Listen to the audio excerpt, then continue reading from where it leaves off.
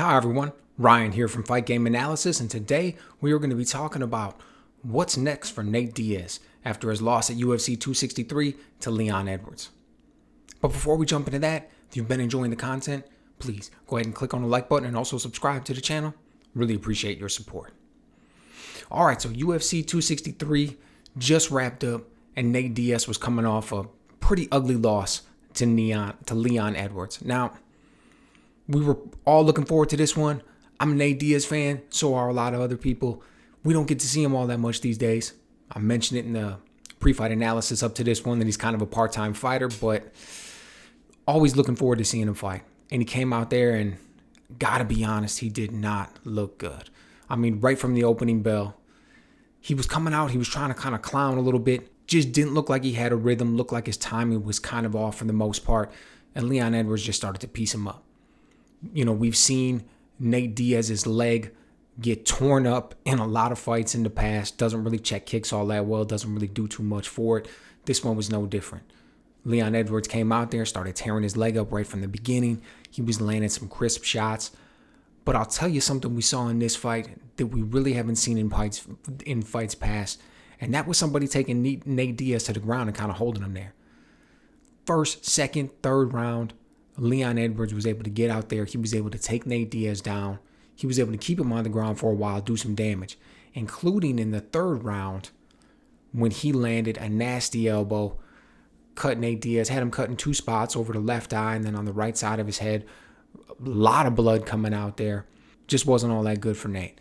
Got controlled in pretty much every way. He was trying to clown in a lot of ways, trying to kind of play some head games, walking around the octagon, turning his back at times, trying to throw Leon Edwards off, but really didn't have too much coming. Every now and then, he was throwing some crisp shots, landed a couple left hands, but for the most part, he didn't look good. Leon Edwards was able to do what he wanted. He stayed in the pocket. He landed hard shots. He was able to be aggressive and counter, stayed in front of Nate for the most time. I mean, when we think of Nate Diaz and his game over the years and when he's looked at his best, he's coming forward, he's applying pressure. As the fight goes on, he's able to get better. He's able to use his cardio. He's got the range. He lands shots. That's nothing like what we saw tonight. He came out there and got dominated for 4 rounds and 4 minutes. I mentioned that caveat at the end because at the very end, he landed just a straight left hand, just a 1-2, just came right down the pipe with a left hand and caught Leon Edwards flush on the chin and wobbled him. I mean, his legs were hurt. It was, man, if that fight would have been 1 more minute, it very well could have been over. He was in a bad spot. He was trying to clinch. Nate was following up. He was trying to land some more shots. He couldn't really put anything together. He couldn't really do anything more that was needed in that last minute. Leon Edwards was able to hold on, ended up winning the fight 49-46 on every judge's card. But make no mistake about it, in that last minute, he was hurt, and he was hurt bad. You know, which brings up this interesting point. So you see this fight. Leon Edwards comes out there, and he's able to do basically whatever he wants for the entire fight, gets hurt at the end. So Nate, on the other side of that equation, gets dominated for pretty much the entire fight in every way you can imagine. Like I said, he was on the feet. Leon Edwards was being aggressive. He was countering. He was tearing the leg apart with kicks. He was landing crisp punches. Took him down. He even took his back in the first round. I mean, how often do you see that? Just an overall, pretty much a dominating performance up to that last minute.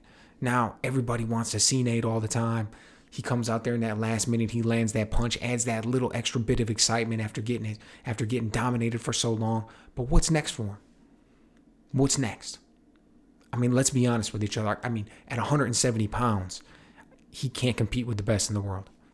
Usman, Covington, Gilbert Burns. We saw what happened against Jorge Masvidal, got pieced up and cut. Now we saw what happens against Leon Edwards, gets pieced up and cut.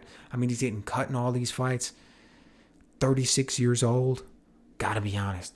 The days of Nate Diaz competing at the elite level, I think it's over. Don't think he's going to be winning a belt. Don't think he's going to be competing at an elite level. He can definitely still fight. It's not like I'm suggesting the man should retire for a minute, but who do we want to see him in there against? What's next for him? Who's going to be a competitive fight? What's going to be a fight that he can win, but also a fight that he wants to take? Because he's been pretty eminent in the past, and part of the reason that he's been sitting out is because he said he's only interested in taking big fights. It's got to be a big name fight, got to be a big money fight. It's got to be for a world title. It's got to be something that's really going to get him up, really going to get him interested.